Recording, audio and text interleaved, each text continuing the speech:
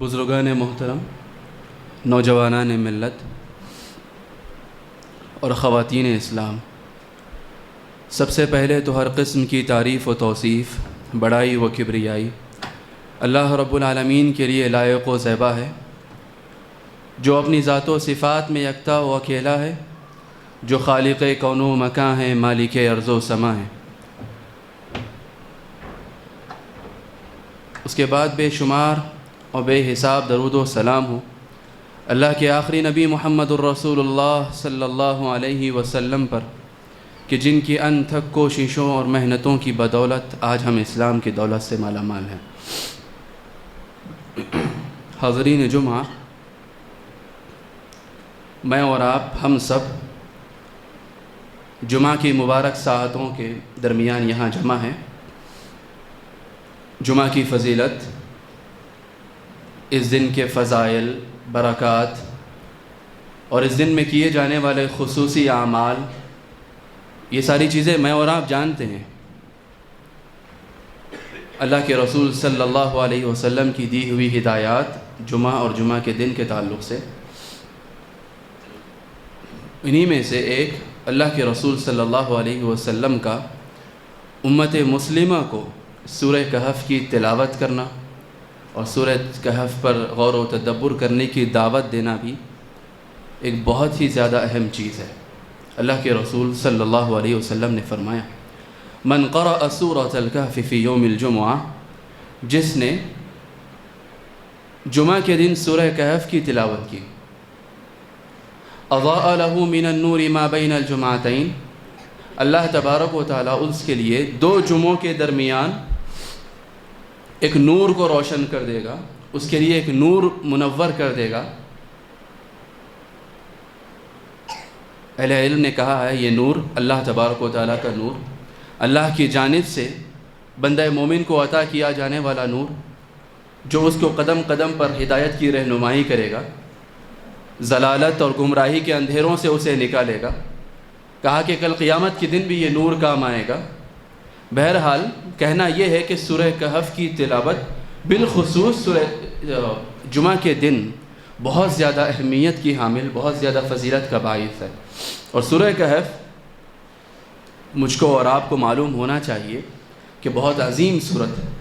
اس کی بڑی فضیلت ہے۔ اس کا پڑھنا، پڑھانا، اس کا سمجھنا، اس کی آیتوں پر غور و فکر کرنا اور اس کے اندر بیان کیے گئے قصص، اس کے اندر بیان کیے گئے واقعات سے عبرت حاصل کرنا، سبق حاصل کرنا، یہ ہر بندہ مومن کے لیے بہت زیادہ ضروری ہے۔ اس لیے بھی میں نے آج اس جمعہ کے خطبے کے لیے اس کا انتخاب کیا ہے کہ میں اور آپ ایک سرسری نظر اس صورت پر اور اس صورت کے فوائد پر ڈال سکیں۔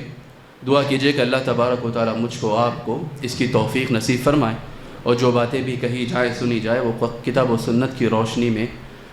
کہی جائیں، سنی جائیں۔ اللہم آمین۔ سورہ کہف کے اندر کیوں تو بہت سارے فوائد ہیں، اور خاص طور پر اللہ تبارک و تعالیٰ نے اس سورت کے اندر کچھ واقعات اور قصص بیان کیے جنہیں میرے اور آپ کے پڑھنے میں دلچسپی بھی یقیناً ہوگی،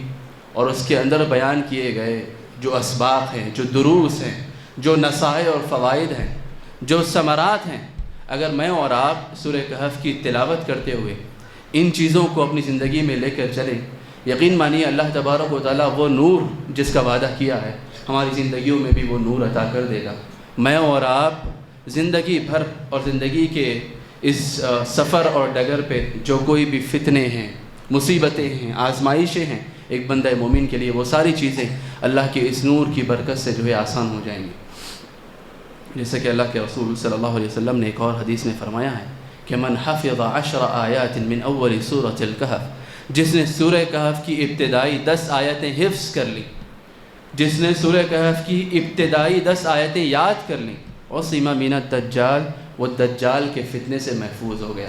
اسی لیے اہل علم نے یہ بھی کہا ہے کہ دجال کا فتنہ جب آئے گا،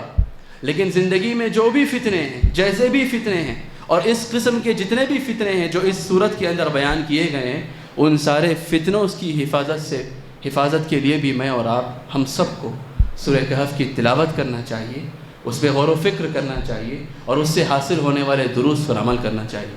اگر ہم سورہ کہف کی ان واقعات سے، ان قصص سے گزرنا چاہیں تو سب سے پہلا واقعہ جو اللہ تبارک و تعالیٰ نے اس سورت کے اندر بیان کیا ہے وہ اصحاب کہف کا ہے، جن سے یہ سورت ہی جو ہے منسوب کی گئی، نام رکھا گیا ان کے نام سے۔ کون تھے یہ لوگ اصحاب کہف؟ کون تھے یہ غار والے؟ اللہ تبارک و تعالیٰ نے اس سورت کے اندر ان کا ذکر کرتے ہوئے فرمایا انہم فتیۃ آمنوا بربہم وزدناہم ہدی، کہا وہ کچھ نوجوان تھے، انہم فتیۃ آمنوا بربہم، جو اپنے رب پر ایمان لے کر آئے، وزدناہم ہدی، اور اللہ تبارک و تعالیٰ نے فرمایا ہم نے ان کی ہدایت میں اور اضافہ کیا، ہم نے انہیں مزید ہدایت عطا کی۔ ایک ایسے معاشرے میں، ایک ایسے زمانے میں جہاں شرک کا، اللہ تبارک و تعالیٰ کے ساتھ شرک کا دور دورہ تھا، لوگ گمراہی میں پڑے ہوئے تھے اور گمراہی کے دلدل میں غرق ہو چکے تھے، ایسے وقت میں کچھ نوجوانوں کو اللہ تبارک و تعالیٰ نے ہدایت دی، اور اب انہوں نے وقت اور حالات سے لڑتے ہوئے اللہ تبارک و تعالیٰ کی ذات پر ایمان لانے کا دعویٰ کیا۔ اور کیا کہا انہوں نے؟ فَقَالُوا رَبُّنَا رَبُّ السَّمَاوَاتِ وَالْأَرْضِ، قرآن کہتا ہے اِذْ قَامُوا فَقَالُوا رَبُّنَا رَبُّ السَّمَاوَاتِ وَالْأَرْضِ، وہ کھڑے ہوئے، فَقَالُوا، انہوں نے اعلان کیا، رَبُّنَا رَبُّ السَّمَاوَاتِ وَالْأَرْضِ، ہمارا رب آسمانوں اور زمین کا رب ہے، تمہارا رب نہیں جنہیں تم پوجتے ہو، اپنے ہاتھوں سے تراشتے ہو، اپنے ہاتھوں سے بناتے ہو، پھر ان کے در پر اپنا سر جھکاتے ہو، اپنے بنائے ہوئے بتوں اور معبودوں کے سامنے سر جھکاتے ہو، وہ رب ہمارا رب نہیں۔ ربنا رب السماوات والارض، ہمارا رب آسمانوں اور زمینوں کو پیدا کرنے والا رب۔ لن ندعو من دونه الہا، ہم اس کے سوا کسی کو اپنا معبود نہیں مانتے، ہم اس کے سوا کسی کو اپنا معبود نہیں پکارتے۔ لن ندعو من دونه الہا لقد قلنا اذا شططا، اس کے سوا کسی کو اگر معبود پکاریں تو یہ بہت زیادہ حد سے بڑھ جانے والی اور سرکشی والی بات ہوگی۔ فقالوا ربنا رب السماوات والارض لن ندعو من دونه الها لقد قلنا اذا شططا هؤلاء قوم اتخذوا من دونه، یہ میری قوم ہے، یہ ہماری قوم ہے جس نے اللہ کو چھوڑ کر اپنے بت بنا لیے ہیں، اپنے معبود بنا لیے ہیں، یہ بہت بری بات ہے۔ قرآن کہتا ہے کہ ان کے اس توحید کے اعلان کے بعد، اللہ تبارک و تعالیٰ کی وحدانیت کے اعلان کے بعد، وقت کی حکومت ہو یا سارا معاشرہ اور ساری کی ساری قوم، سب ان کے خلاف ہو گئی، جسے قرآن نے کچھ اس طرح انہی کی باتوں میں بیان کیا ہے کہ انہم ان یظہروا علیکم یرجموکم او یعیدوکم فی ملتہم ولن تفلحوا اذا ابدا، کہ اگر یہ تم پر قابو پا لیں گے، یرجموکم تو تمہیں سر عام سنسار کر دیں گے، پتھروں سے مار مار کر تمہاری جان لے لیں گے، اور یعیدوکم فی ملتہم، اور تمہیں واپس اپنے طریقے پر، اپنے دین پر لے جائیں گے، اور تم کامیاب نہ ہو سکو گے۔ لہٰذا انہوں نے کیا کیا؟ اپنے دین کو بچانے کے لیے، اپنے دین کی حفاظت کے لیے اپنے ملک سے، اپنی جگہ سے ہجرت کی اور اس غار میں جا کر پناہ لیا، جس غار کے نام سے اس سورت کو اللہ تبارک و تعالیٰ نے منسوب کیا ہے۔ چند نوجوانوں کے توحید کی خاطر ایسے ہمت افزا کلمات ادا کرنے پر اور ہمت افزا اقدامات کرنے پر اور پوری قوم کے سامنے کھڑے ہو کر اللہ کی وحدانیت کا اعلان کرنے پر اللہ تبارک و تعالیٰ نے تا قیامت ان کا نام محفوظ کر دیا، اور ان کو اپنے بعد آنے والوں کے لیے جو ہے نا ایک نشان بنا دیا، ایک سبق بنا دیا، اور کہا ان کے بارے میں یہ نوجوان لوگ تھے۔ نوجوان ہی ہوتے ہیں جو اللہ تبارک و تعالیٰ کے لیے اپنی قوم سے لڑنے کا جذبہ رکھتے ہیں۔ وہ دن کے دل جوان ہوں، یقین مانیے اگر وہ صحیح معنوں میں اللہ تبارک و تعالیٰ کی ہدایت حاصل کر لیں تو پھر جو اقدام وہ کر سکتے ہیں، جو ہمت وہ جٹا سکتے ہیں، اللہ کی خاطر، رب کے دین کی خاطر، اللہ کے دین کی مدد کے لیے جو ہمت وہ بتا سکتے ہیں، قوم کا کوئی دوسرا فرد، کوئی دوسرا طبقہ نہیں کر سکتا۔ اسی لیے اہل علم نے کہا کہ خاص طور پر اللہ تبارک و تعالیٰ نے ان کے عمر کے اس مرحلے کی تعیین کی اور کہا کہ ایسا نہیں کہا کہ وہ صرف چند لوگ تھے، بلکہ کہا کہ وہ نوجوان تھے۔ اور یہ میرے اور آپ کے لیے ایک درس ہے، ایک نصیحت ہے کہ اگر اللہ تبارک و تعالیٰ نے آپ کو ہمت دی ہے، حوصلہ دیا ہے، بازوؤں میں دم اور خم دیا ہے، اللہ تبارک و تعالیٰ نے اگر آپ کو جوانی کا مرحلہ اور نعمت عطا کی تو اس جوانی کے مرحلے سے، اس دم خم سے اور اس زور بازو سے آپ کو کام آنا ہے اللہ تبارک و تعالیٰ کے دین کی نصرت کے لیے، اللہ تبارک و تعالیٰ کی دین کی مدد کے لیے، اور اللہ تبارک و تعالیٰ کے دین کے لیے جو بھی آپ کی قربانی اگر آپ کو دینی پڑے تو مجھ کو اور آپ کو آگے بڑھ کر دینی ہے۔ سب سے بڑا فتنہ دین کا فتنہ ہوتا ہے، ایسے وقت میں کہ صرف اور صرف آپ کے نام کی وجہ سے، آپ کے پہچان کی وجہ سے، آپ کے دین کی وجہ سے، اور صرف آپ کے اتنا کہنے کی وجہ سے کہ میرا رب اللہ ہے، ساری کی ساری قوم آپ کی دشمن ہو جائے، سارا کا سارا ملک آپ کا دشمن ہو جائے۔ نہ آپ نے ان کا کچھ بگاڑا، نہ آپ نے ان سے کچھ لیا، لیکن وہ صرف آپ کے اس لیے دشمن ہیں کیونکہ قرآن کہتا ہے وَمَا نَقَمُوا مِنْهُمْ إِلَّا أَن يُؤْمِنُوا بِاللَّهِ الْعَزِيزِ الْحَمِيدِ، کہ ان کے دشمنی کی وجہ، ان کے انتقام کی وجہ صرف یہ ہے کہ یہ لوگ کہتے ہیں کہ ہم اللہ پر ایمان لائے۔ آج بھی اور تاریخ کے ہر دور میں اس دین کے فتنے کا سامنا اہل ایمان نے کیا ہے۔ جب لوگوں نے کہا کہ ہمارا رب اللہ، ہمارا رب ایک ہے، تو لوگ ان کے پیچھے پڑ گئے، مارنا چاہا، توڑنا چاہا، ستانا چاہا۔ اللہ کے نبی کی اور صحابہ اکرام کے واقعات میرے اور آپ کے سامنے ساری زندگی پڑی، اور آج بھی ایسے واقعات میرے اور آپ کے سامنے ہیں جب صرف دین کا نام لینے کی وجہ سے، اللہ وحدہ لا شریک کا نام لینے کی وجہ سے ایک قوم ہے جو ہماری اور آپ کی دشمن ہے، جو چاہتی ہے کہ میں اور آپ اس دین سے پھر جائیں، جو چاہتی ہے کہ اللہ کا نام لینے والے اس زمین پر، اس ملک پر، اس دیش میں یا پھر کہیں بھی دنیا میں نہ باقی رہیں۔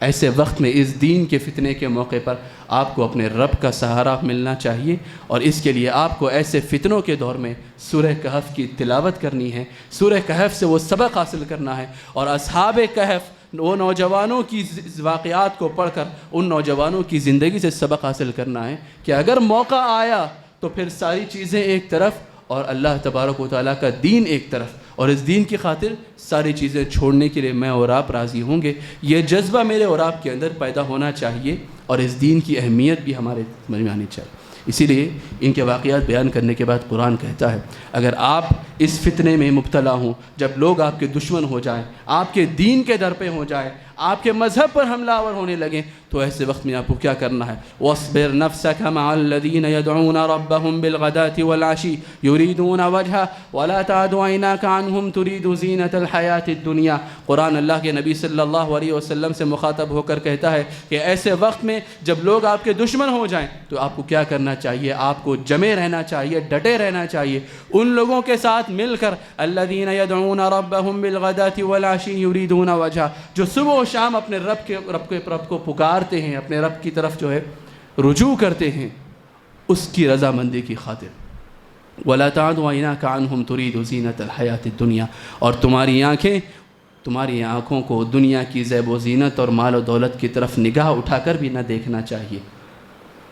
یہ اللہ کے نبی کو جو تاکید کی گئی، پہلے ہی مسلمان یا پھر وہ اہل ایمان جو توحید کے مضبوط اور پکے ہیں، تعداد میں ہمیشہ کم ہوا کرتے ہیں، یقین مانیے آپ کی کمی آپ کو کمزور نہیں بناتی، ہمارے ایمان کی کمی ہمیں کمزور بناتی۔ ایسے وقت بھی مجھ کو اور آپ کو جب ہمارے دین کا فتنہ ہمارے سامنے آ کھڑا ہو تو مجھ کو اور آپ کو اللہ کی رسی کو مضبوطی سے تھامنا ہے، اور ایسے لوگوں کے ساتھ جمے رہنا ہے، ڈٹے رہنا ہے جو صبح و شام اللہ تبارک و تعالیٰ کا نام لیتے ہیں اور اللہ تبارک و تعالیٰ کے دین پر عمل کرتے ہیں۔ اس کے بعد اللہ تبارک و تعالیٰ نے دین کے فتنے کے بعد مال کے فتنے کے بارے میں کہا، وَضْرِبْ لَهُمْ مَثَلَ الرَّجُلَيْنِ جَعَلْنَا لِأَحَدِهِمَا جَنَّتَيْنِ مِنْ أَعْنَابٍ وَحَفَفْنَاهُمَا بِنَخْلٍ وَجَعَلْنَا بَيْنَهُمَا زَرْعًا۔ اللہ تبارک و تعالیٰ کہتا ہے ان دو لوگوں کی مثال بیان کرو جن میں سے ایک کو ہم نے دو باغات عطا کیے، بہت مال دیا، وَحَفَفْنَاهُمَا بِنَخْلٍ، اور باغات ایسے کہ اس کے اطراف میں جو ہے کھجوروں کے درختوں کو گھیر دیا گیا، وَجَعَلْنَا بَيْنَهُمَا زَرْعًا، پھر ان دونوں باغات کے درمیان ہم نے انہیں کھیتیاں عطا کی، كِلْتَا الْجَنَّتَيْنِ آتَتْ أُكُولَهَا وَلَمْ تَظْلِم مِّنْهُ شَيْئًا، یہ دونوں کے دونوں باغات اسے جو ہے بھرپور ثمر عطا کرتے، بھرپور پھل عطا کرتے، کوئی کمی نہ کرتے۔ وَجَعَلْنَا بَيْنَهُمَا زَرْعًا وَفَجَّرْنَا خِلَالَهُمَا نَهَرًا، اور ان دونوں باغات کے درمیان ہم نے اس کے لیے نہر بھی جاری کی۔ قرآن جو یہ نقشہ کھینچ رہا ہے ایک ایک چیز کا، یہ بتانا چاہتا ہے ہم نے باغات دیے، اس کے اطراف کھجور کے باغات لگائے پھر اتنے درختوں کے درمیان پھر کھیتیاں بھی انہیں عطا کی، پھر ان دونوں باغات کے درمیان نہر اور نہر کا میٹھا پانی بھی جاری کیا۔ یہ سارا نقشہ کھینچنا چاہتا ہے اللہ تبارک و تعالیٰ یہ بتانے کے لیے کہ اتنی ساری نعمتیں میں نے اسے عطا کی۔ اب وہ دو لوگ بات کر رہے ہیں جن میں سے ایک کو تو اتنے سارے باغات ملے اور ایک بہت ہی معمولی اور کمزور سا آدمی جس کے پاس مال اور دولت کی بالکل جو ہے کوئی چیز نہیں تھی اس کے پاس، اور بات ہو رہی ہے تو کیا کہہ رہا ہے وہ؟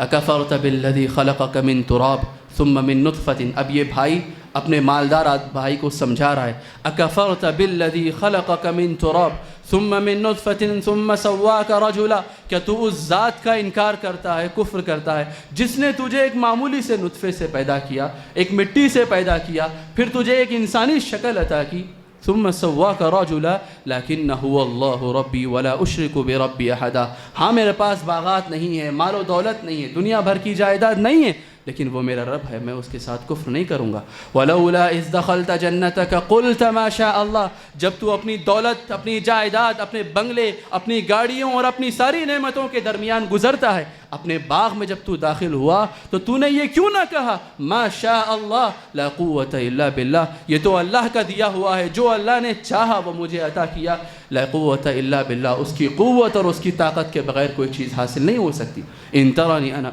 تو یہ چیزیں وہ سکھلا رہا ہے، لیکن یہ کہہ رہا ہے کہ نہیں، یہ مال، یہ دولت، یہ ساری چیزیں یہ اللہ کی نہیں، اور یہ چیزیں تو مجھ کو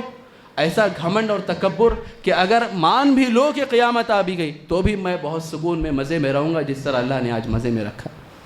وَأُحِيطَ بِثَمَرِهِ فَأَصْبَحَ يُقَلِّبُ كَفَّيْهِ عَلَى مَا أَنفَقَ فِيهَا وَهِيَ خَاوِيَةٌ عَلَى عُرُوشِهَا۔ قرآن کہتا ہے سورہ کہف میں کہ اللہ تبارک و تعالیٰ نے ایسا عذاب نازل کیا کہ سارے کے سارے باغات جو ہے ملیا میٹ ہو گئے، مٹی میں مل گئے، ایک آسمان کی طرف سے آندھی چلی یا ایسا عذاب آیا کہ سارے کے سارے باغ اور اس کے میوے، پھل، فروٹ سارے سب ختم ہو گئے۔ فَأَصْبَحَ يُقَلِّبُ كَفَّيْهِ، اب جو ہے دونوں ہاتھ ملتا ہوا افسوس کر رہا ہے کہ ان باغات میں نے اتنا پیسہ لگایا، اتنا انویسٹ کیا ان میں، اور سب کچھ جو ہے خاک ہو گیا، مٹی ہو گیا۔ وَهِيَ خَاوِيَةٌ عَلَى عُرُوشِهَا وَيَقُولُ يَا لَيْتَنِي لَمْ أُشْرِكْ بِرَبِّي أَحَدًا، اور کہا کیا ہے، کاش کہ میں اپنے رب کے ساتھ شرک نہ کرتا، اپنے رب کی نافرمانی نہ کرتا۔ ایک بار دین کا فتنہ اور اس کے بعد مال کا فتنہ، یہ مال کا فتنہ مجھ کو اور آپ کو اپنے دین سے بہکاتا ہے، بھٹکاتا ہے۔ یہ وہ فتنہ ہے جس سے انسان کے اندر گھمنڈ اور غرور پیدا ہوتا ہے، اور پھر اپنے رب کی نافرمانی کرتا ہے انسان، حلال چھوڑ کر حرام کی طرف جاتا ہے، اور حرام حاصل کرنے کے لیے ان سارے حرام راستوں سے گزرتا ہے جس کا ہر سفر اللہ تبارک و تعالیٰ کی نافرمانی سے ہو کے گزرتا ہے۔ اللہ تبارک و تعالیٰ نے اسی لیے اس کے بعد کہا کہ پھر انہیں بتاؤ، وَاضْرِبْ لَهُم مَثَلَ الْحَيَاةِ الدُّنْيَا كَمَاءٍ أَنزَلْنَاهُ مِنَ السَّمَاءِ فَاخْتَلَطَ بِهَا نَبَاتُ الْأَرْضِ فَأَصْبَحَ هَشِيمًا تَذْرُوهُ الرِّيَاحُ۔ کہا یہ دنیاوی زندگی، آج تمہارے پاس نعمتیں ہیں، آج تمہارے پاس مال و دولت ہے، بہت بہتر، بہت اچھی بات ہے، لیکن مان لو، جان لو، تمہیں پتہ ہونا چاہیے اس کی مثال کیا ہے۔ قرآن نے مثال دیتے ہوئے کہا آسمان سے بارش نازل ہوتی ہے، یہ بارش کا پانی زمین کے مٹی میں جا کے ملتا ہے، اور پھر ان دونوں کی ملاوٹ کے بعد ایک پکی ہوئی فصل لہلہا ہو کر اٹھ کھڑی ہوتی ہے، اور انسان دیکھنے والا بہت خوش ہوتا ہے کہ دیکھیے میری محنت کے بعد اس قدر فصل اگ چکی ہے، اس قدر کھیتی جو ہے ہری بھری اگ چکی ہے۔ پھر اللہ کہتا ہے فَأَصْبَحَ هَشِيمًا تَذْرُوهُ الرِّيَاحُ، اللہ کا حکم آتا ہے تو نہ اسے پانی نصیب ہوتا ہے، یا پھر اس پر ایسی آندھی آتی ہے کہ وہ ساری کی ساری کھڑی فصل آنکھوں کے سامنے اس طرح برباد اور غارت ہو جاتی ہے کہ بندہ پریشان ہو جاتا ہے کہ سال بھر کی محنت کے بعد اور آسمان سے بارش نازل ہونے کے بعد یہ جو پکی ہوئی فصل میرے سامنے کھڑی تھی چور چور ہو کر، ریزہ ریزہ ہو کر برباد ہوتی ہے اور کسی کے کچھ کام نہیں آتی۔ اللہ تبارک و تعالیٰ نے اس واقعے کے بعد یہ آیتیں بیان کی ہے کہ تم جان لو، پہچان لو کہ پھر انسانی دنیاوی زندگی کی یہی حقیقت ہے۔ آج ہے، آج عرش پہ ہو، پتہ نہیں کب کل فرش پہ چلے جاؤ۔ اچھے اچھے لوگ راتوں رات روڈ پہ سڑکوں پر آ گئے، اور بہت سے واقعات میں اور آپ جانتے ہیں۔ قارون کو تو زمین میں دھسا دیا گیا۔ کہنا یہ ہے کہ آپ کا مال آپ کے دین کے راستے کا رکاوٹ نہ بنے، آپ کی نعمتیں آپ کے دین میں رکاوٹ نہ بنے، آپ کو ملی ہوئی خوشحالیاں، آپ کو ملی ہوئی جو ہے آسانیاں اور آپ کو ملی ہوئی فراغتیں آپ کے دین میں رکاوٹ نہ بنیں، اللہ کی نافرمانی کا ذریعہ نہ بنے۔ یہ مال کا فتنہ آپ کے لیے یقین مانیے دین کا فتنہ اور آخرت کا فتنہ نہ بن جائے۔ مجھ کو اور آپ کو اللہ تبارک و تعالیٰ سورہ کہف میں یہ بیان کرتا ہے۔ ہم چونکہ سرسری طور پر گزر رہے ہیں، اس کے بعد اللہ تبارک و تعالیٰ نے علم کے فتنے کے بارے میں بیان۔ آپ نے مشہور واقعہ سنا ہے موسیٰ علیہ السلام اور خضر علیہ السلام۔ کسی نے سوال کیا کون ہے سب سے زیادہ جاننے والا؟ کہا میں ہوں سب سے زیادہ جاننے والا۔ اور بات غلط بھی نہیں تھی، زمین پر اللہ کے نبی سے زیادہ علم رکھنے والا کوئی نہیں ہوتا۔ اللہ تبارک و تعالیٰ کو موسیٰ علیہ السلام کو کچھ سکھلانا مقصود تھا۔ کہا کہ میرا ایک بندہ ہے جو بہت زیادہ علم رکھتا ہے۔ تو موسیٰ علیہ السلام نے کہا مجھے بتائیے اللہ تبارک و تعالیٰ تاکہ میں اس کے پاس جاؤں اور اس سے علم سیکھوں۔ بہت بڑا سفر طے کیا اور خضر علیہ السلام سے جا کے ملاقات کی۔ قرآن کیا نقشہ کھینچتا ہے جی، فَوَجَدَ عَبْدًا مِّنْ عِبَادِنَا آتَيْنَاهُ رَحْمَةً مِّنْ عِنْدِنَا وَعَلَّمْنَاهُ مِن لَّدُنَّا عِلْمًا۔ پھر وہ گئے، اتنا سفر طے کرنے کے بعد تو انہیں ہمارے ایک بندوں میں سے ایک بندے سے ملاقات ہوئی جسے ہم نے اپنی رحمت عطا کی اور اپنے پاس سے اس کو علم عطا کیا۔ اللہ تبارک و تعالیٰ کا علم اللہ تبارک و تعالیٰ کی نسبت اللہ کی جانب ہونی چاہیے علم کی نسبت۔ علم کا فتنہ بھی بہت بڑا فتنہ ہے، اور آپ دیکھیے کہ موسیٰ علیہ السلام کا ادب کیا ہے، کس حسن ادب کے ساتھ، کس سلیقے کے ساتھ خضر علیہ السلام کے پاس جاتے ہیں اور کیا درخواست کہتے ہیں۔ قال له موسیٰ هل اتبعك على ان تعلمني مما علمت رشدا؟ کیا میں آپ کی پیروی کر سکتا ہوں، آپ کو فالو کر سکتا ہوں، آپ کے پیچھے اور آپ کے ساتھ آ سکتا ہوں؟ ان تعلمنی مما علمت رشدا، اللہ نے جو تمہیں علم عطا کیا ہے، اللہ نے جو آپ کو علم اور اس کی رحمت عطا کی ہے، مجھے بھی وہ اس نیک علم کا کچھ حصہ مل جائے، مجھے بھی آپ وہ سکھا دیں، اس شرط پر کیا میں آپ کے ساتھ آ سکتا ہوں؟ قال انک لن تستطیع معی صبرا۔ فی الوقت اس سچویشن میں استاد تو خضر تھے، انہوں نے کہا تم جو ہے صبر نہیں کر سکو گے۔ تو کیا کہا؟ پورے ادب کے ساتھ، پوری تمیز تہذیب کے دائرے میں رہ کر ستجدنی انشاء اللہ صابرا ولا اعصی لک امرا، کہا انشاءاللہ آپ مجھے صابر پائیں گے، صبر کرنے والا پائیں گے، اور آپ کی کسی بات کی نافرمانی کرنے والا نہیں پائیں گے مجھے۔ ستجدنی انشاء اللہ صابرا ولا اعصی لک امرا۔ اور پھر ان کے پیچھے پیچھے چل پڑتے ہیں ساتھ ساتھ، جیسے جیسے جو وہ سکھاتے جاتے ہیں، جو وہ بتاتے جاتے ہیں، جو وہ کرتے جاتے ہیں، راستے میں دونوں کے درمیان گفتگو ہو رہی ہے، بات چیت ہو رہی ہے، سوال و جواب ہو رہا ہے، لیکن موسیٰ علیہ السلام نے اپنا ادب کا دامن نہیں چھوڑا۔ علم کا فتنہ بھی بہت بڑا فتنہ۔ قرآن نے کہا کہ اللہ تبارک و تعالیٰ نے آسمان سے وحی نازل کی، کچھ ہے محکم آیات، کچھ ہے متشابہ آیات، جو بہت واضح آیتیں ہیں وہ لے لینی چاہیے، کچھ آیات ایسی ہیں جو متشابہ ہیں جن کا معنی صرف الراسخون فی العلم، علم کی گہرائی رکھنے والوں کو ہی سمجھ میں آتا ہے، لیکن کچھ لوگ یہ ہیں فَأَمَّا الَّذِينَ فِي قُلُوبِهِمْ زَيْغٌ فَيَتَّبِعُونَ مَا تَشَابَهَ مِنْهُ ابْتِغَاءَ الْفِتْنَةِ، جن کے دلوں میں کجی ہوتی ہے، جن کے دلوں میں ٹیڑھا پن ہوتا ہے، وہ کیا کرتے ہیں؟ اللہ کی ان آیتوں کے پیچھے پڑ جاتے ہیں جن کا معنی بالکل واضح نہیں ہوتا، اور پھر اس سے فتنہ پردازی کے لیے، فتنہ پیدا کرنے کے لیے اس سے اپنی من چاہی تعویلات کرتے ہیں، اپنی من مانی تعویلات اور تفسیر کرتے ہیں، خود بھی بھٹکتے ہیں اور دوسروں کو بھی بھٹکاتے ہیں۔ ایسا نہیں ہے کہ جو آدمی علم حاصل کرنے جا رہا ہے وہ یقینی طور پر جو ہے ہدایت پا جائے گا، نہیں۔ اگر دلوں میں کجی ہے، دلوں میں اگر ٹیڑھ پن ہے، دلوں میں مرض اور بیماری ہے، یقین رکھیے آپ کی نیت اچھی نہیں، اور یہ گھمنڈ، یہ غرور، تو علم کا فتنہ، علم کی آزمائش انسان کو لگ جاتی ہے، اور پھر وہ علم اسے فائدہ نہیں دیتا۔ یضل بہ کثیرا ویہدی بہ کثیرا۔ قرآن ایسی چیز ہے تو ہدایت کی کتاب، لیکن اسی قرآن سے بہت سے لوگ جو ہے گمراہ بھی ہوتے ہیں، اپنی من مانی تعویلات کر کے، اپنی من چاہی تفسیر کر کے، اپنے مطلب کی باتیں نکال کر، اسی قرآن کی آیتوں سے جو ہے اپنے مطلب کی من مانیاں کر کے کچھ لوگ اسی سے گمراہ بھی ہوتے ہیں، اور بہت سے لوگ ہیں جنہیں اللہ تبارک و تعالیٰ ہدایت سے بھی نوازتا ہے۔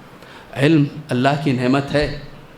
لیکن اس علم کے فتنے میں مبتلا نہیں ہونا ہے، اسی لیے قرآن نے یہ بات کہی ہے،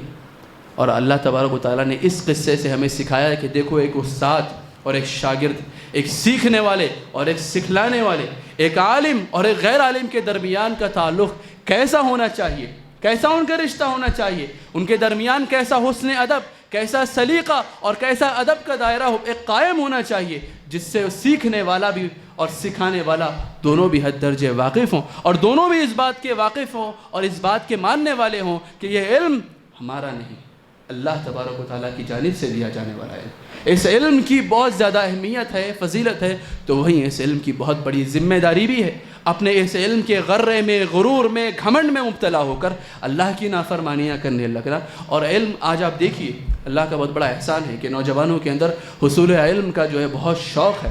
لیکن جب 4 باتیں آپ پڑھ لیتے ہیں، 4 چیزیں آپ سیکھ لیتے ہیں، 4 دروس میں آپ شریک ہوتے ہیں، تو پھر آپ کی زبان بدل جاتی ہے، پھر آپ علماء پہ تبصرے کرتے ہیں، پھر آپ 4 لوگوں کے فتاووں کو آپس میں بیٹھ کر کمپیئر کرتے ہیں، اور پھر آپ کیا کرتے ہیں، کبھی اس کو ٹیسٹ کیا، کبھی اس کو ٹیسٹ کیا، کبھی اس سے پوچھا، کبھی اس سے پوچھا۔ مقصد علم حاصل کرنا نہیں، مقصد یہ ہے کہ چلو اسے آزما کے دیکھیں، چلو اسے آزما کے دیکھیں، چلو اس کا علم ناپ کر دیکھیں، چلو اس کا علم جانچ کے دیکھیں۔ اس نیت سے، اس ارادے سے اگر آپ علم بھی حاصل کرتے ہیں تو آپ بتائیے، کیا آپ کا علم آپ کو فتنے میں مبتلا کرے گا یا آپ کا علم آپ کو فائدہ پہنچائے گا؟ کتنے ایسے نوجوان بچے ماشاءاللہ جو علم حاصل کرتے ہیں، درس و دروس میں شریک ہوتے ہیں، ان کے دلوں میں جذبہ ہوتا ہے، لیکن کچھ حاصل کرنے کے بعد، کچھ چیزیں جو ہے سیکھنے کے بعد ان کی کیفیت بدل جاتی ہے، پھر وہ بحث و مباحثے میں پڑ جاتے ہیں، پھر ان کی زندگیاں صرف اسی میں صرف ہونے لگتی ہے کہ اس نے ایسا کہا اور فلاں نے ایسا کہا، اب اس پہ ہم بات کریں گے، اب ہم اس پہ بات کریں گے، اس نے غلط کہا، اس نے صحیح کہا، ہمارا عالم اچھا، اس کا عالم خراب، ہمارے فلاں شیخ اچھے، آپ کے شیخ برے۔ اگر آپ صرف یہی فتنے بازیاں کرنے کے لیے علم حاصل کرنے آ رہے ہیں تو للہ آپ واپس جائیے اور آپ بیٹھیے اپنے گھر میں سکون سے، کیونکہ یہ علم آپ کے لیے فتنے کا باعث بن رہا ہے، یہ علم آپ کو جو ہے نفع نہیں پہنچا رہا، یہ علم آپ کو اللہ کے راستے کی طرف نہیں لے کر آ رہا، یہ علم تو فتنہ پردازی کا ایک نیا باب کھول رہا ہے، ایک نئے راستے اور نئے دروازے کھول رہا ہے۔ لہٰذا علم بھی فتنہ بن سکتا ہے اگر آپ کی نیت بدل جاتی ہے۔ کچھ نہ کچھ علم حاصل کرنے کے بعد بڑے بڑے علماء بھی جب وقت آتا ہے تو کہتے ہیں کہ مجھے نہیں پتہ، آپ جماعت کے کسی بڑے عالم سے رابطہ کیے، میرا اس بارے میں کوئی علم نہیں، میں نہیں جانتا ہوں۔ اور ہمارے بچے جو 4 مہینے، 6 مہینے، 8 مہینے، سال 2 سال کہیں درس و دروس میں شریک ہوتے ہیں، ان کی زبانیں اتنی بڑی اور دراز ہو چکی ہوتی ہیں کہ ہر بڑے عالم پر نکتہ چینی کیے بغیر، عیب جوئی کیے بغیر اور تبصرہ اور کمنٹ پاس کیے بغیر وہ چین سے نہیں رہتے۔ بڑے بڑے لوگوں پہ تبصرے ہو رہے ہیں، بڑے بڑے علماء پہ تبصرے ہو۔ ہم اپنے آپ کو اصاغر میں شمار کرنے کے بجائے ہم اپنے آپ کو اکابر کے جو ہے ہم پلہ قرار دیتے ہیں، یہ غلط ہے، یہ علم کا فتنہ ہے۔ سورہ کہف کی یہ آیتیں، یہ واقعہ مجھے اور آپ کو یہی سکھلاتا ہے۔ اس کے بعد اللہ تبارک و تعالیٰ نے سلطنت کا، حکومت کا، پاور، اختیار اور اتھارٹی کا فتنہ بیان کیا، جو وہ ایک شخص تھا، قالوا یا ذا القرنین ان یأجوج ومأجوج مفسدون فی الارض فہل نجعل لک خرجا، کہ لوگوں نے اس بادشاہ سے کہا، یا ذا القرنین، یہ یاجوج و ماجوج کی قوم نے ہمیں بڑا ستا رکھا ہے، کیا ہم آپ کے لیے کچھ پیسہ جمع کر دیں، مال جمع کریں جس سے آپ ہماری حفاظت کر دیں ان سے؟ اس نے کہا کہ جو بھی اللہ نے دیا ہے مجھے اللہ نے عطا کیا ہے، میں جو کچھ کروں گا اللہ کے دیے ہوئے مال سے کروں گا، تم بس آنا اور اپنی محنت جو ہے نا، محنت کا کنٹریبیوشن دے دینا۔ اور پھر اس نے ایسی دیوار بنائی، سیسا پلائی ہوئی کہ یاجوج و ماجوج کو وہاں قید کر دیا گیا۔ اس کے بعد کہا ذا رحمۃ من ربی، ایک بہت بڑا بادشاہ، وقت کا طاقتور بادشاہ اس بات کا اقرار کرتا ہے کہ یہ رب کی رحمت ہے، یہ اللہ تبارک و تعالیٰ کی عنایت ہے۔ ہمارے پاس تفصیل کے لیے وقت نہیں ہے کہ ہم سارے سورہ کہف سے گزریں ہر آیت، چند آیتوں کے بعد، لیکن میں آپ کے سامنے اشارتاً یہ باتیں رکھنا چاہ رہا تھا کہ سورہ کہف ایک بہت عظیم سورت ہے۔ آپ یہاں سے اٹھ کر جائیں تو اس طرح مت جائیے کہ ہم نے آج بھی خطبہ جمعہ سن لیا، بات ختم ہو گئی، قصہ ختم، اب گھر جانا ہے، کھانا کھانا ہے، سو جانا ہے اور اپنے وقت اپنے کام پہ لگ جانا۔ میں آپ سے ایک گزارش کرنا چاہتا ہوں، سورہ کہف کی فضیلت میں نے بالکل خطبے کے ابتدا میں آپ کے سامنے بیان کر دی، جو کافی ہے۔ اللہ کے رسول صلی اللہ علیہ وسلم نے فرمایا کہ جس نے سورہ کہف کی جمعہ کے دن تلاوت کی، اسے اس جمعہ سے لے کر اس جمعہ تک اللہ تبارک و تعالیٰ کا نور اس کے ساتھ ہوگا، اور جس نے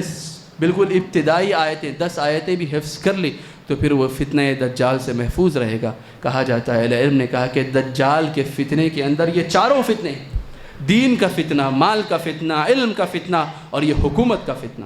وہ آئے گا تو لوگوں کے دین پر حملہ کرے گا، وہ آئے گا تو ایسے آئے گا کہ اس کے خزانے اس کے پیچھے لگے ہوئے ہوں گے، وہ چلے گا تو اس کے پیچھے پیچھے خزانے ہوں گے، وہ حکم کرے گا تو بارشیں ہوں گی، وہ حکم کرے گا تو زمین سے فصل اگنا شروع ہو جائے گی۔ اللہ تبارک و تعالیٰ اس وقت اس کو وہ قوت عطا کرے گا جس کے ذریعے سے وہ لوگوں کو ان کے دین پر حملہ کرے گا اور انہیں فتنے میں مبتلا کرے گا، اور اس کے اندر وہ پاور اور وہ حکومت ہوگی کہ ساری دنیا ایک طرف اس کے ساتھ ہوگی، ساری دنیا پہ چلے گا پھرے گا سوائے مکہ اور مدینہ کے شہر۔ جو بھی فتنہ دجال کے فتنے کے تعلق سے تفصیلات ہیں آپ جانتے ہیں، اور علم کا فتنہ ایسا کہ وہ لوگوں کو ان کی ماضی کی ساری باتیں بیان کر دیا کرے گا، ان کی خبریں بولے گا، تمہارے آباء و اجداد، تمہارے باپ دادا یہ تھے، ایسے تھے، ویسے تھے، لوگ فتنے میں مبتلا ہو جائیں گے۔ اس صورت کے اندر بھی یہ چاروں واقعات کے اندر جو یہ دین کا، مال کا، علم کا اور حکومت کا فتنہ بیان کیا گیا ہے، اسی لیے اہل علم نے کہا کہ یہ صورت آپ کے لیے ایک نور ہے۔ اگر آپ اس صورت کو تھامے رہیں تو زندگی میں آپ پر کبھی دین کا فتنہ، مال کا فتنہ، علم کا فتنہ اور یہ حکومت کا فتنہ اثر نہیں کرے گا انشاءاللہ، اگر اللہ تبارک و تعالیٰ کی رحمت ساتھ ہو، اگر اللہ تبارک و تعالیٰ کی ہدایت ساتھ ہو۔ میں آپ سے یہ گزارش کرنا چاہتا ہوں کہ یہاں سے اٹھ کر جانے کے بعد ایسے ہی مت جائیے، آپ کی یہ ذمہ داری ہے، اور یہ سمجھیے کہ آپ کو جانے کے بعد جمعہ کا دن ختم ہونے سے پہلے آپ کو سورہ کہف کی تلاوت کرنی ہے مکمل، اور ساتھ ہی انشاءاللہ اللہ سے امید ہے کہ جب آپ سورہ کہف کی تلاوت کریں گے تو آئندہ جمعے تک آپ کے ساتھ اللہ کا نور ہوگا، تو بالکل اسی طرح آئندہ جمعے تک یہ آپ کی ذمہ داری اور ایک آپ کو دیا گیا ایک ٹاسک سمجھیے آپ کہ آپ کو سورہ کہف کی تلاوت کے ساتھ ساتھ آئندہ جمعے تک، آئندہ ایک ہفتے کے درمیان اس صورت کے اندر جو 4 قصے بیان کیے گئے ہیں، آپ جائیے، پڑھیے، تلاوت کیجیے، اس کا معنی و مفہوم دیکھیے، اس کی تفسیر دیکھیے۔ بہت آسان زبان میں ہمارے پاس تفاسیر دستیاب ہیں۔ آپ قرآن کی تلاوت کر رہے ہیں تو ایسے مت کیجئے کہ آپ کو کسی بتانے والے نے کچھ کہہ دیا اور آپ کچھ سن لیے اور زندگی ایسے کٹنے لگی۔ نہیں، آپ کا رب آپ سے کیا کہنا چاہتا ہے، قرآن کھولیے، تفسیر دیکھیے، ترجمہ پڑھیے اور آپ سمجھیے کہ اللہ تبارک و تعالیٰ مجھ سے کیا کہنا چاہتا ہے۔ اس صورت کے اندر جو 4 قصے بیان کیے گئے، 4 واقعات بیان کیے گئے، یہ آپ کی ذمہ داری ہے کہ آپ جب آئندہ جمعہ یہاں پر آئیں تو آپ کو پتہ ہونا چاہیے کہ سورہ کہف کی واقعتاً فضیلت کیا ہے، سورہ کہف کے قصے ہم سے کیا کہتے ہیں، اللہ تبارک و تعالیٰ کا پیغام اس کے اندر کیا ہے، اور اس کے اندر بہت سارے مزید خزینے ہیں۔ اگر آپ ان خزانوں کو، ان ہیرے جواہرات کو، ان موتیوں کو سمیٹنا چاہتے ہیں تو آپ کو اپنا وقت دینا پڑے گا علم حاصل کرنے کے لیے۔ یہ سنی مسلمان ٹائپ کے بس سن لیا اور جو سن لیا وہ بات ختم ہو گئی اور وہیں کا وہیں چھوڑ کر نکل گئے۔ اگر مجھ کو اور آپ کو ایسے ہی رہنا ہے تو ہماری زندگیاں ان فتنوں میں ایسے ہی گزرے گی کہ بغیر ہتھیار کے ہم ان فتنوں سے گزرتے رہیں گے، اور پتہ نہیں، اللہ حفاظت فرمائے، کون سا فتنہ کب ہمیں ہم پر حملہ کرے گا اور ہمیں اپنی زد میں لے گا، ہمیں پتہ بھی نہ چلے گا۔ اگر ان فتنوں سے بچنا ہے، ان سے محفوظ رہنا ہے تو مجھے اور آپ کو ہتھیاروں سے بھی لیس ہونا ہے، اور ان فتنوں سے بچنے کے لیے سورہ کہف سے بڑھ کر کوئی نور، کوئی روشنی، کوئی ہتھیار اور کوئی سبق اور معزت نہیں ہے۔ میری آپ سے گزارش ہے کہ آپ جب گھر جائیں تو آپ ایک ذمہ داری سمجھ کر جائیں کہ جیسے مجھے آج تو سورہ کہف کی تلاوت کرنی ہے، لیکن آئندہ ایک ہفتے کے اندر، آئندہ جمعے تک مجھے سورہ کہف کو ترجمے کے ساتھ، تفسیر کے ساتھ پڑھنا ہے، تاکہ پتہ چلے اللہ رب العالمین نے اس صورت کے اندر کیا کیا ہمارے لیے درس اور موعظت رکھے ہیں۔ یہ کچھ باتیں تھیں جو آپ کے سامنے مختصراً سورہ کہف کی میں نے رکھنے کی کوشش کی ہے، اس امید پر کہ اللہ تبارک و تعالیٰ مجھ کو اور آپ کو نیک توفیق دے اور اس صورت کے فضائل و برکات سے فائدہ اٹھانے کی توفیق عنایت فرمائے۔ بارک اللہ لنا ولکم فی القرآن العظیم ونفعنا وإیاکم بما فیہ من الآیات والذکر الحکیم، انہ تعالی جواد کریم ملک بر رؤوف رحیم۔